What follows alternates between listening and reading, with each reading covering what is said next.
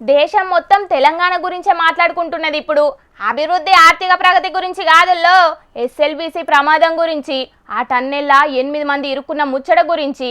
ఇక షేయిపాటి మంత్రులు పోయొచ్చుడు, ముఖ్యమంత్రి ఎలక్షన్ ప్రచారంలో బిజీ గుండు, ఇవన్నిటి గురించి కూడా బగ్గనే మాట్లాడుకుంటున్నది దేశం మొత్తం. ఇక గా ముచ్చట్ల మీన్నే మాజీ మంత్రి కేటీఆర్ అన్న కూడా మాట్లాడిండి ఇయ్యాల. మరి ఏం మాట్లాడిండో ఏందనేది ఈ ముచ్చట చూసి పురా గరుచుకుని వద్దాం పాండ్రి. ఎస్ఎల్బీసీ టన్నెల్ కాడికి ఎల్లుండి పోతారట కారు పాచోళ్ళు. పోలీసోళ్ళు అరెస్టులు చేయకుండా మంత్రులే చూసుకోవాలి అని అనకచ్చిండు మాజీ మంత్రి హరీష్ రావు సారు. ఏమో వీళ్ళకేడ పేరత్తదో అని కారు పాచోళ్ళను పోనీయకుండా పోలీసులను పెట్టి ఆపిచ్చినా ఆపిత్తరు కావచ్చు సర్కారోళ్ళు అని గిట్ల అన్నట్టున్నాడు హరీష్ రావు సారు. ఇక ఎస్ఎల్బీసీ టన్నెల్ల కార్మికులు ఇరుక్కున్న ముచ్చట ఎరకాయి కూడా సీఎం రేవంత్ అన్న గాడికి పోకపోవుడు మీద గిట్ల కారెడ్డమాడిండు మాజీ మంత్రి కేటీఆర్ అన్న. రోమ్ నగరంలో రోమన్ సామ్రాజ్యంలో ఒక చక్రవర్తి ఉండేనట. ఆయన పేరు నీరో. రోమ్ నగరం అంటుకొని తగలబడిపోతుంటే ఆయన మాత్రం ఫిడేల్ వాయించుకుంటూ కూర్చున్నాడట. రేవంత్ రెడ్డి గారి కథ కూడా గట్లే ఉన్నది. ఎందుకంటే ఇక్కడ 7 రైతుల ఆత్మహత్య 48 గంటల్లో, 8 మంది కూలీలు ముఖ్యమంత్రి గారి సొంత జిల్లాలో అక్కడ సొరంగంలో ఇరుక్కొని పోయి ఉన్నారు. ఇది ఏది సోయలేదు ఆయన మాత్రం ఆయన పాటికి ఆయన ఇవాళ చక్కర్లు కొడుతూ గాలి మోటార్లు తిరుగుతూ గాలి మాటలు చెప్తూ మళ్ళీ ఢిల్లీకి పోయినట 36సారి. ఇప్పుడే టన్నెల్ కాడికి పోకుంటే రేవంత్ అన్న ఊకున్నన్ని రోజులు ప్రతిపక్ష పొల్లే కాదు, జనాలు కూడా గిత్తనే మాట్లాడే రోజు వస్తుంది. ఇక రేవంత్ అన్నను పువ్వు పాచ కాపాడుతున్నది అనుకుంటా గీ ముచ్చడి చెప్పిండు కేటీఆర్ అన్న.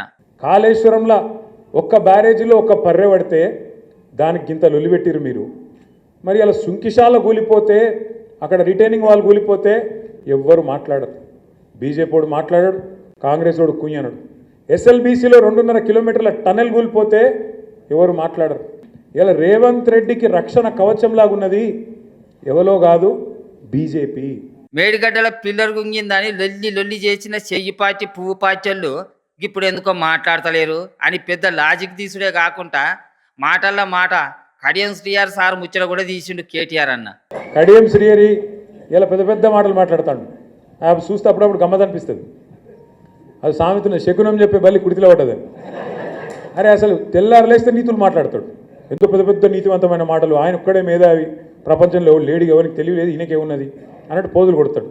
మరి గన్ని శకునాలు చెప్పే పెద్ద మనిషి, గన్ని నీతివంతమైన డైలాగులు కొట్టే పెద్ద మనిషి ఏమన్నా ఇది చెప్తుంటే రాజీనామా చేసి ఎలక్షన్కి రా దమ్ముంటే చూసుకుందాం కాన్పూర్లో. ఇక పక్క పొంచి కూర్చున్న రాజయ్య సార్ ముఖం చిన్నగలిగలే కిల్ల నవ్విండు. పొద్దుగాల లేతే నీతి ముచ్చట్లు చెప్పే కడియం రాజీనామా చేసి ఎలక్షన్లకు రావాలి అని సవాల్ ఇసరంగానే రాజయ్య సార్కు ఏడలేనంత జోష్ వచ్చినట్టున్నది. గప్పుడు టికెట్ రాలేదని ఏడ్చిన రాజయ్య సారు ఇప్పుడు కిల్ల నవ్వుకుంటా కానొచ్చే వరకు ఇదే నవ్వు కొసదాంక ఉండాలి సార్కు అని అనుకోబట్టిర్రు రాజయ్య సారు ఫ్యాన్స్. కానీ ఇన్నొద్దులు చాలా ముచ్చట్లతోటి ప్రతిపక్ష కారు పార్టీకి ఆయుధాలు ఇచ్చిన కాంగ్రెస్ పార్టీ వాళ్ళు ఇప్పుడు ఎస్ఎల్బీసీ ముచ్చటితోటి ఇంకో పెద్ద ఆయుధమే ఇచ్చినట్టున్నారు కదా. ఇక చూడాలి మరి కారు పార్టీ చేసే యుద్ధం ముంగట ఇంకెట్లుంటుందో అని అనబట్టిరుకి ముచ్చటేరికైనా కొందరు రాజకీయ మేధావులు.